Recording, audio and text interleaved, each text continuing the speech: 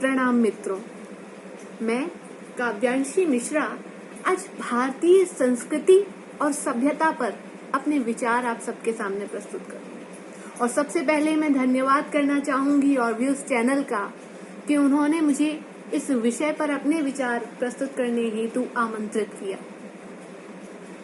मैं शुरुआत करूंगी मैथिली शरण गुप्त के एक पद्य से।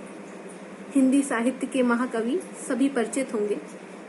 उनका एक पद्य है कि हम क्या थे, क्या गए हैं और क्या होंगे अभी, आओ विचारे मिलकर ये समस्याएं सभी।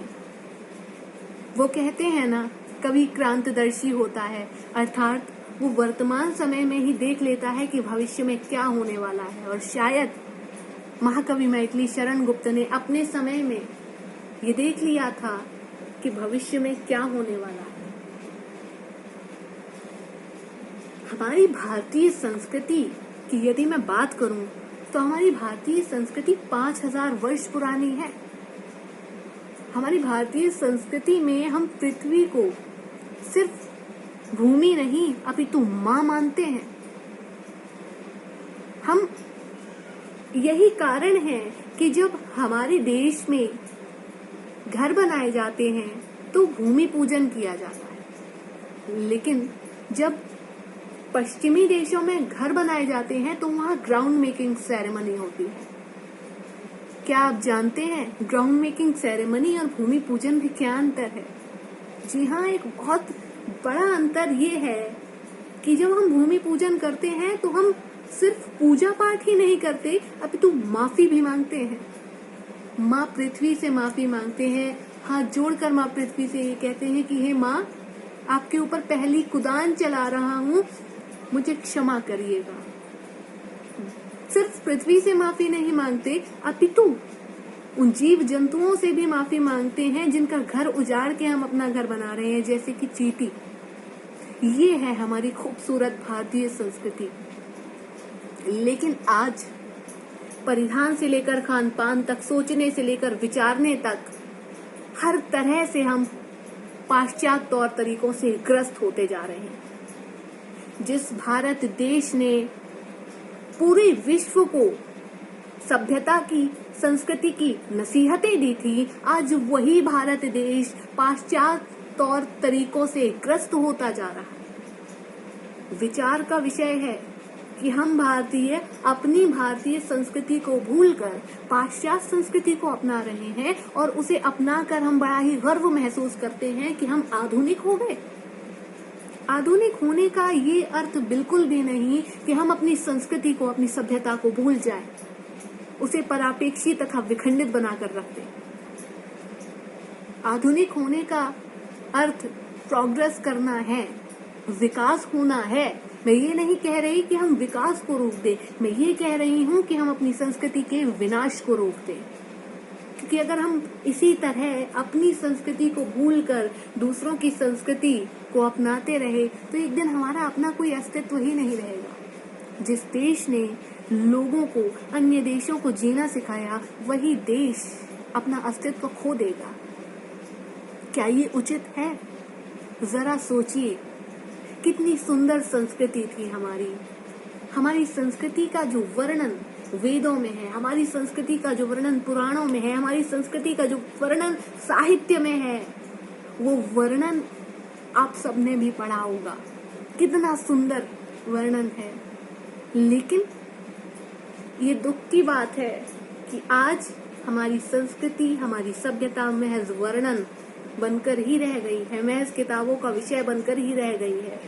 सभाएं होती हैं, संगोष्ठियां होती हैं, भारतीय संस्कृति विषय पर होती हैं, लोग शोध देते हैं, भाषण देते हैं, चले जाते हैं, लेकिन बहुत कम लोग हैं जो दोबारा अपनी भारतीय संस्कृति को अपनाते हैं। हमें अपनी भारतीय संस्कृति में एक बार पुनः लौटना होगा, क्योंकि हमारी भारतीय संस्कृति बहुत खूबसूरत है। अगर वर्तमान परिदृश्य में हम देखें, एक महामारी है कोरोना जो पूरे विश्व में फैली हुई है। आप सोचिए कि भारत जैसे देश में इस महामारी ने अपने पैर जमा लिए। वही देश भारत जहां च्यवन ऋषि ने च्यवनप्राश खाकर अपनी आयु को रोक दिया था। विचारिए एक ऋषि जिन्होंने च्यवनप्राश खाकर अपनी आयु को वहीं के वहीं रोक दिया, निरोग रहे, स्वस्थ रहे। आज वही देश एक भयानक महामारी से जूझ रहा है। क्यों, कैसे, किस वजह से, क्या कारण है कि ये महामारी हमारे देश में आ गई? कारण है हम सब जो अपनी संस्कृति को भूल गए, जिसने कभी योग को और कई चीजों को महत्व ही नहीं दिया। हम आज वर्तमान समय में क्या कर रहे हैं? हम पैसा कमाने की होड़ में लगे हुए हैं कि आए पैसा, हाय पैसा, हाय पैसा। हम पैसा कमाने के लिए लगे हुए हैं, हमारे पास समय ही नहीं है अपने शरीर को देखने के लिए। हमारी किताबों में, हमारे वेदों में, पुराणों में शरीर को स्वस्थ रखने के लिए कुछ निर्देश दिए गए हैं, जिन निर्देशों का पालन हमसे आज हो ही नहीं रहा है। हो भी कैसे? समय ही नहीं है। आज जब समय है, लॉकडाउन के दौरान जब हमारे पास समय ही समय है, तो हम इस्तेमाल कर रहे हैं एक चीज का, सोशल मीडिया का। अफवाहें भी फैला रहे हैं। कितना उचित है, वाह कितना उचित है। और यदि बात मैं सभ्यता की करूं, तो हमारी सभ्यता तो नष्ट जैसे होती जा रही है। क्यों? जरा सोचिए। मैं वस्त्रों का उदाहरण देती हूँ कि पुरातन काल में हम किस तरह के वस्त्र पहनते थे, क्या वेशभूषा थी हमारी, कितने सुंदर सुंदर वस्त्र हुआ करते थे। लेकिन आज जीन्स का उदाहरण ले लीजिए। किसी एक वर्ग की लड़की या लड़के की बात नहीं कर रही हूँ मैं, दोनों ही तबके डैमेज जीन्स का बड़ा ही शौक रखते हैं। जरा सोचिए, क्या ये हमारी संस्कृति थी? हम एक फटी हुई जीन्स के लिए 3-3, 4-4 हजार रुपए खर्च कर रहे हैं। क्या ये उचित है? जरा सोचिए। ये तो हमारी सभ्यता नहीं थी, ये हमारी संस्कृति नहीं थी, लेकिन हम फिर भी इसे अपना रहे हैं और विनाश की ओर बढ़ते जा रहे हैं, बढ़ते जा रहे हैं, बढ़ते जा रहे हैं। हम थम नहीं रहे। इतना कुछ हो रहा है, फिर भी हम नहीं थम रहे। न जाने हमारे कदम कब रुकेंगे, न जाने हम कब एक बार फिर अपनी उस संस्कृति में लौटेंगे। लौट सकते हैं, मुश्किल नहीं है, नामुमकिन नहीं है, लेकिन थोड़ा सा कठिन जरूर है। कहते हैं कि युवा देश का भविष्य होता है, और मेरा अनुरोध है मेरे युवा भाई बहनों से कि हम एक बार फिर कुछ ऐसी मुहिम चलाएं, कुछ ऐसे आंदोलन चलाएं, कुछ ऐसे कार्यक्रम चलाएं जिसमें हम भारतीय संस्कृति के प्रति लोगों को पुनः जागरूक कर पाएं, लोगों को बता सके कि कितनी सुंदर थी हमारी भारतीय संस्कृति।